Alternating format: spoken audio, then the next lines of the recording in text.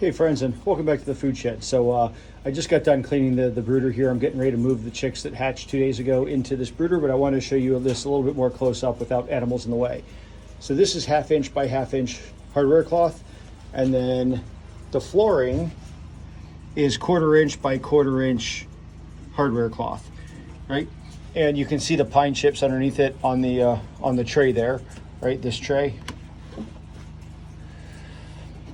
So the reason I do this is the 1/4 inch by 1/4 inch down there is really great for the juvenile feet. It helps them to develop. They can wrap their toes around that, and that helps their legs develop so that they don't get splay leg issues right out of the gate. And it helps them strengthen their muscles. When they get to the 2-week-old mark, they go down into these lower ones, and the flooring in there is just like this. It's the 1/2 inch by 1/2 inch. So they stand on that until they're 4 weeks old, and then when they're 4 weeks old, they go into the grow outs. So the flooring on there is a little bit bigger. So they're consistently every 2 weeks until they're 6 weeks old, or sorry, 4 weeks old, 5 weeks old.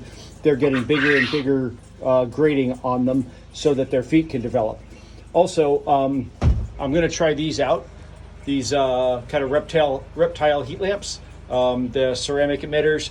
A buddy of mine told me that they work just as good as the red heat lamps, put out just as much heat, but use 100 watts instead of 250 watts.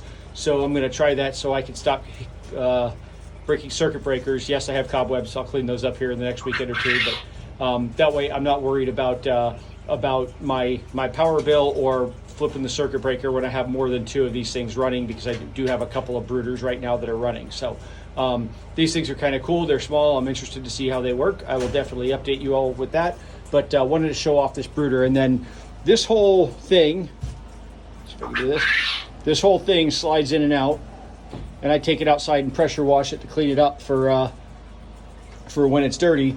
And then this tray is just on a couple of 1x2s and a 1x2 frame that gives it somewhere to sit so that they can poop into it. And then everything else is the same all the way down to there. The bottom one doesn't have the 1x2 frame. I just put the tray on the floor because it was easier than that, and that way I have a little bit better access underneath. If say one of my critters goes rogue and ends up on the floor, then it's easy for me to get underneath there and scoop them back out. So yeah, that's the brooder in a nutshell, and the kind of the new updates for it.